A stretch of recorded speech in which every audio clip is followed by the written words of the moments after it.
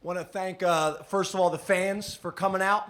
Unbelievable home field environment. 106,000 fans going crazy was awesome, and they have a significant impact. So we're very, very thankful and very appreciative of the support that we're getting. It's been big, so I think that's important. A couple things I want to hit that you guys I think are aware of, but I want to talk about because I think they're significant. From a negative standpoint, you got to clean up the penalties. Didn't do a great job with that. We'll work on that this week. I thought the third down conversions were huge. 50% on third down, something we hadn't really done. We've been emphasizing and improved in that area.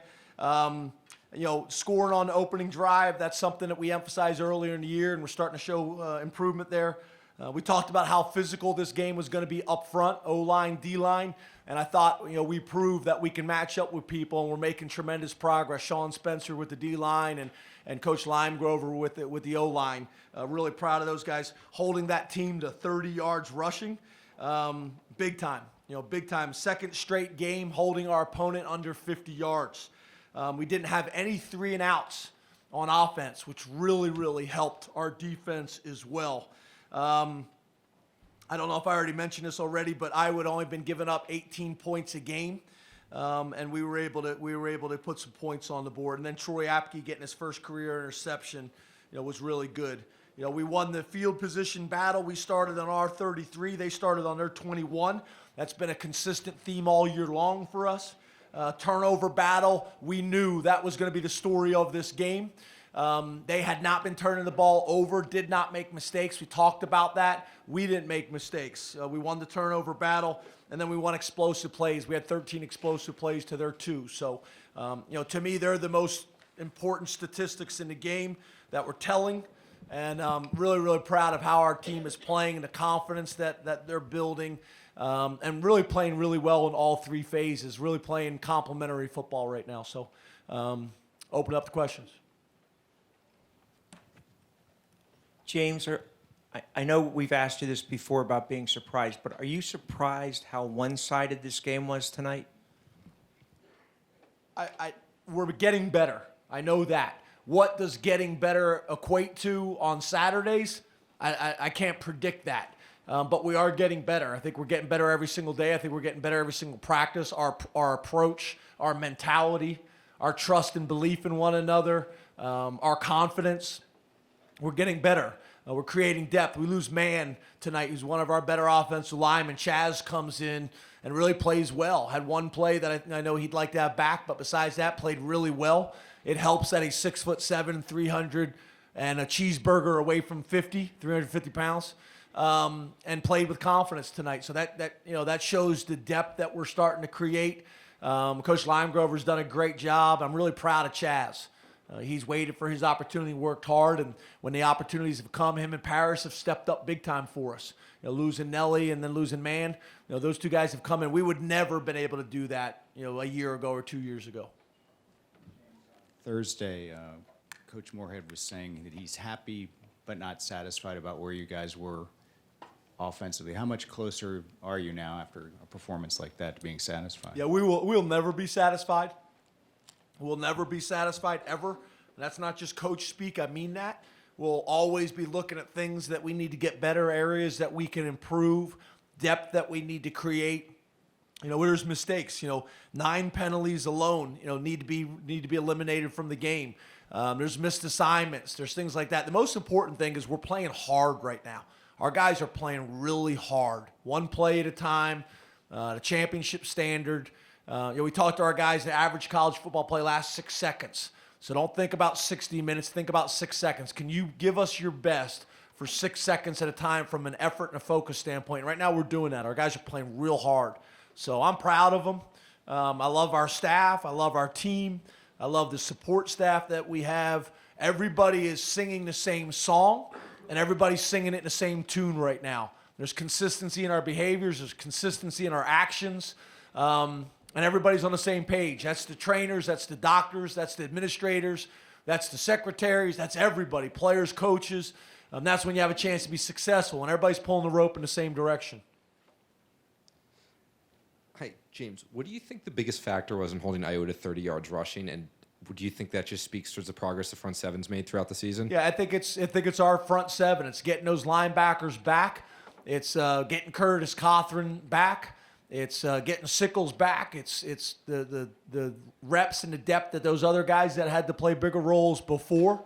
It's the nutrition bar that we've installed because we've had some issues in the past where as the season went on, we lost weight. We're actually gaining weight right now as the year goes on. Good weight, lean mass.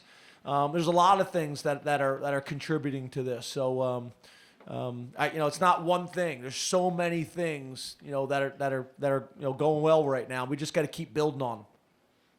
Coach, is it possible for Saquon Barkley to surprise you in any way? And yeah, how do you go about trying to clean up the penalties? The one play that surprised me is the play where he got spun around and somehow he knew that the guy was going to tackle him from behind low, and he was going backwards and jumped up and avoided the guy.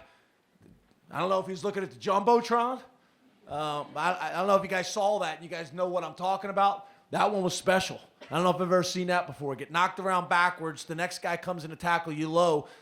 He knows that the guy's doing that, and he hurdles him backwards. It's pretty good. James, how are you? Good. How are you? Good. Hey, tonight on offense, you guys are very balanced. From a head coach perspective, or your perspective as a play caller in the past, or as a quarterback, what's it like when on a night like this when everything seems to work? Well, at halftime, I told Joe we're averaging 4 yards when Trace carries the ball, and averaging 10 yards when Saquon carries the ball. So although we were getting chunk plays, we needed to keep mixing the run in there and be balanced. I think we had 600 yards offense. We lost it on the last play with a negative yardage play. Frustrated by that, but overall, really well.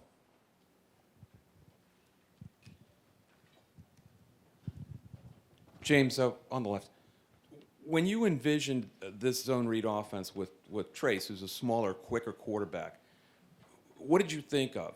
I'm thinking of West Virginia with Slayton and Pat White and something like that, but might not be. Is this exactly the way you envisioned it, the style-wise? Because it's exciting and fun for the fans to watch this, apart from being winning. I think, as you guys know, spent a lot of time in off season kind of studying, or the end of the season studying, different schemes, different offenses, different people. That factored into it. Our offensive line factored into it, where they were at in their development. Our tight ends, our wide receiver. I thought the wide receiver group is a strength for us. And then obviously the mobility we have at the quarterback with Trace. You guys see, I told you we've been excited about Tommy Stevens and his future. You see what he's able to do as well. So I think the combination of all those factors, I just know, you guys have heard me say this before, I sit in the defensive room, and when you have a mobile quarterback, it's difficult to defend. And then you get those things going. Since the beginning of the year till now, we've been able to get the quarterback more involved. So yeah, obviously this is how we envision it. That's why we made the decisions we made. I think right now we're playing at a pretty good level. I think more than just the exciting plays and the big plays, I think one of the things that Tracy's doing a really good job is managing the ball, not having turnovers, making great decisions right there. And then our ball security throughout our offense has been much better. So yeah, this is kind of how we envisioned it. And then obviously when you got a guy like Saquon Barkley, he changes things for everybody. Creates great one-on-one situations for throwing in the perimeter, as well as able to open up some things for Trace as well. So, yeah, I would say it's similar to how we envisioned it. Surprised tonight, or were you just happy with the way Wright played, so you kept him out there? And how far has he come from where he was when he got here to now? Who? Jazz. Yeah, there was a lot of conversation on the sideline, because what you do is you get in a situation, you sit there and say, okay, we're in a situation now. If we lose another tackle, Fries is in the game. Well, what type of situation? If the guy's helmet pops off, we're not putting Fries in for one rep because his helmet pops off. Well, does he get a sprained ankle that's going to keep him out for the rest of the game? Or is it a sprained ankle that he's going to be able to play with? So me and Matt are having this conversation on the sideline, and then obviously the point of the game, where we're at in the point of the game, those types of things. So, yeah, those types of conversations are going on the sideline. We would not have put him in there, obviously, if someone's helmet popped off and we need someone to go in for a play. But yeah, there was healthy conversation going on the sideline what we needed to do. And with Man, not being able to play tonight, and we're gonna have to look at, is he gonna be able to play next week? How does that affect Fries as well? So, as the season goes on, the later the season goes on, you'd like to not have to play one of those guys, but we'll see how it goes. I know every time I've talked to those guys, they're ready to play. Fries is ready to play, but every game that goes on later in the season makes it more difficult to do it.